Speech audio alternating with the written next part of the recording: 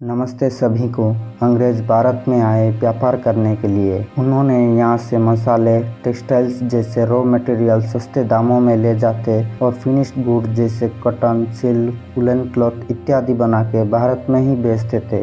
समय बीतने के साथ साथ भारत की बाजारों में मोनोपोली स्थापित कर चुके थे। यहाँ की सामान के ऊपर पूर्ण नियंत्रण पाने के लिए उन्होंने यहाँ शासन करना आरंभ कर दिया।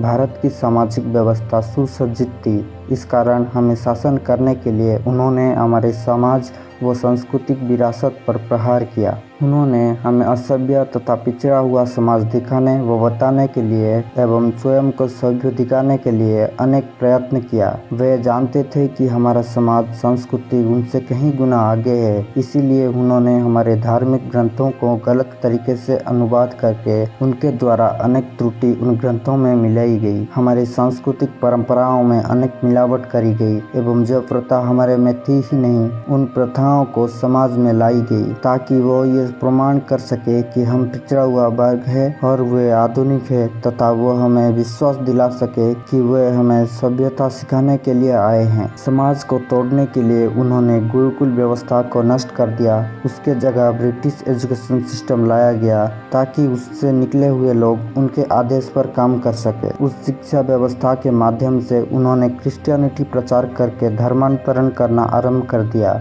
हमारे समाज को जाति, धर्म, क्षेत्र के आधार पर बांट दिया, जो आज तक पूर्ण मात्रा में एकजुट न हो सके हैं। चलिए जानेंगे ब्रिटिश हमारे भारतीय संस्कृति को किस तरह नष्ट किया तथा किस रणनीति का प्रयोग किया जिस कारण आज भी भारतीय उन गुलामी से निकल नहीं पाए हैं।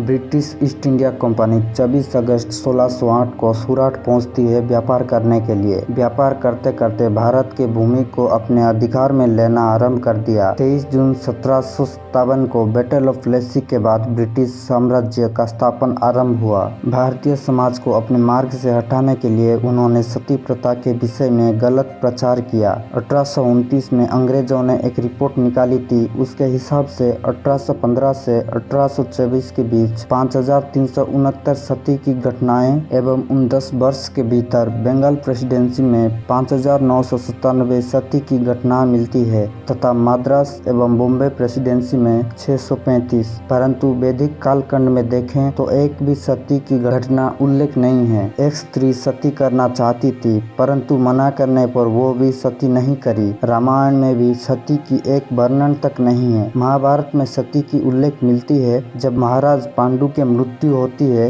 तब उनकी द्वितीय पत्नी माद्री सती करती है, क्योंकि पांडु के मृत्यु के कारण वो स्वयं को दोष देती है। जिन्होंने भी सती किया वो उनके निजी चयन था, किंतु अंग्रेजों ने इसे बढ़ा चढ़ाकर बताया। अंग्रेज आने से पूर्व सती प्रथा ना के मात्रा में थी। उन्होंने इसे बड़े अंकों के साथ दर्शाया ताकि ये बता सके हम गलत हैं, हमारे समाज गलत है एवं वे हमें सिखाने आए हैं कि क्या सही है। शिक्षा समाज को उन्नति के पथ का मार्ग दिखाता है। अंग्रेजों ने इस मार्ग को आघात किया तथा इसे पतन की ओर मोड़ दिया। उन्होंने मिशनरीज के द्वारा शिक्षा देना आरंभ किया। उनका लक्ष्य शिक्षा के माध्यम से लोगों को क्रिश्चियनिटी में कन्वर्ट करना था। क्रिश्चियन मिशनरीज 1850 तक 354 स्कूल एवं 91 हॉस्टल स्कूल बना चुके थे। 23 में 1830 को एक मिशनरी अलेक्जेंडर डब कलकत्ता पहुंचा। उसे शहर के सभी मिशनरी एवं मिशन स्टेशन का निरीक्षण करना था। उसने देखा कि कुछ ही मात्रा में गरीब तथा पिछड़ा वर्ग को मिशनरीज धर्मांतरण कर पाए थे।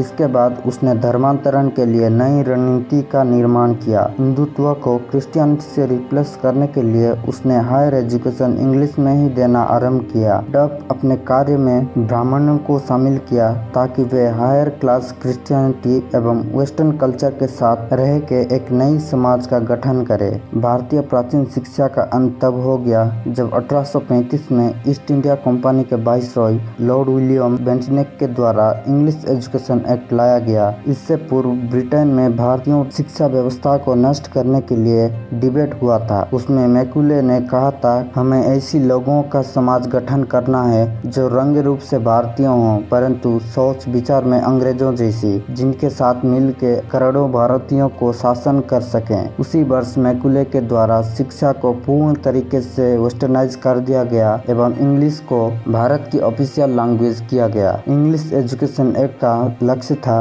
भारतीयों को वेस्टर्न कल्चर से मिलाना। इस एक्ट के साथ इंग्लिश मीडियम स्कूल का स्थापन किया गया। संस्कृत को द्वितीय स्तर एवं इंग्लिश को प्रथम स्तर की मान्यता दिया गया। संस्कृत साहित्य को हटा के पश्चिमी विषयों को मिलाया गया। संस्कृति की सम्मान घटने लगी। भारतीय समाज में भेदभाव आरंभ हो गया। 1835 के रिपोर्ट में बंगाल प्रेसिडेंसी में 1 लाख गुरुकुल व ट्रेडिशनल स्कूल्स थे।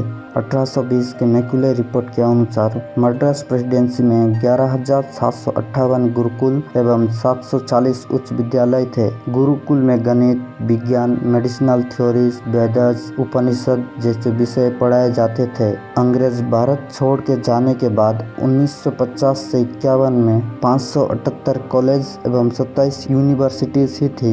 गुरुकुल दान दिए हुए धन से चलता था, किंतु अंग्रेजों की लूट के कारण भारतीय अर्थव्यवस्था दुर्बल होने लगी थी, जिसके कारण लोग दान नहीं दे सकते थे एवं गुरुकुल व्यवस्था डगमगाने लगी। अंग्रेजों ने इस देश को इतना लूटा कि 16वीं सदी में विश्व का जीडीपी में से भारत की भाग 27% होती थी एवं 1947 में भारत से गए उस समय इसकी भाग मात्र 3% हो गई थी। ब्रिटिशर्स को भारतीयों से अधिक सभ्य बताने के लिए आर्य इन्वेजन थियोरी गढ़ा गया। 1850 के दशक में मैक्स मुलर ने इस थ्योरी का प्रचार करना आरंभ किया कि उत्तर भारत में 1500 बीसी के आसपास आर्यों के द्वारा आक्रमण किया गया। उसके अनुसार सिंधु घाटी सभ्यता के द्राविडियंस को आर्यंस के द्वारा आक्रमण किया गया तथा उनके द्वारा वेद, पुराण एवं महाकाव्य की रचना की गई, किंतु सिंधु घाटी सभ्यता तो 2000 बीसी के आसपास समाप्त हो चुका था। तो उन्होंने आक्रमण किया किससे?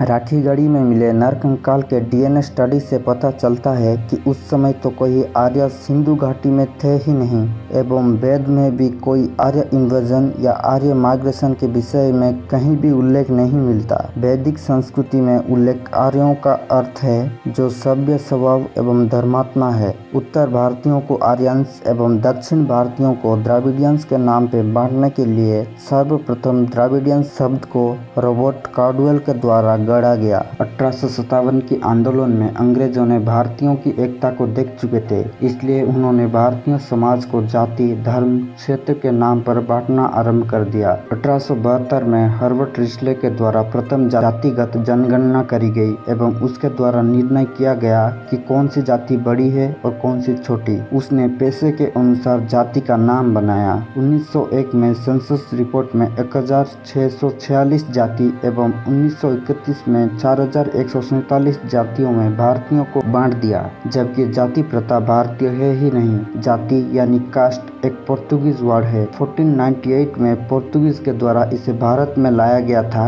एवं अंग्रेजों ने इसे भारतीयों संस्कृति से लड़ने के लिए अस्त्र की भांति प्रयोग किया। सनातन धर्म ग्रंथों में तो कहीं जाति की वर्णन नहीं है। यहाँ वर्ण की उल्लेख है, किंतु वो भी कर्म के आधार पर, ना कि जन्मगत। इसी डिवाइड एंड रूल के सिद्धांत पर उन्होंने अखंड भारत को खंडित किया। भारत से अफगानिस्तान को 1876 में, म्यांमार को 1937 में एवं पाकिस्तान को 1947 में बांट दिया। 1879 में मैक्स मुलर ने यूरोपीय विस्तारवाद को बढ़ावा देने तथा क्रिश्चियनिटी प्रचार करने के लिए ब्रह्म समाज का साथ दिया। मुलर सोचता था ब्रह्म समाज से भारतीय रूपरेखा की क्रिश्चियनिटी निर्माण होगा। मुलर को इसीलिए चयन किया गया था ताकि वो वेदों एवं हिंदू ग्रंथों को इस प्रकार ट्रांसलेट करे कि हिंदुओं का स्वयं के ग्रंथों के ऊपर से ही विश्वास हट जाए। सनातन में होने वाले प्रत्येक क्रिया के पीछे वैज्ञानिक कारण है, किंतु मुलर ने उस तथ्य को निकाल के गलत तरीके से अनुवाद किया। भारतीयों को धर्म के आधार पर बांटने के लिए 1906 में मुस्लिम के अधिकार के नाम पे मुस्लिम लीग की स्थापना हुई। इसे स्थापन करने के पीछे हाथ था वाइसरॉय लॉर्ड मिंटो का। उसने सभी मुस्लिम लीडर्स को शिमला बुलाया एवं मुस्लिम लीग की स्थापना करने की प्रस्ताव रखी। 1909 में पुनः मुस्लिम के लिए सेपरेट इलेक्टोरेट लाया गया। इसके अनुसार सेंट्रल लेजिस्लेटिव काउंसिल में जो मुस्लिम मेंबर्स होंगे उन्हें चयन करने के लिए केवल मुस्लिम ही वोट करेंगे और कोई नहीं। इस तरीके से अंग्रेजों ने हमारी संस्कृति पर प्रहार किया तथा इसे नष्ट करने की कोशिश की।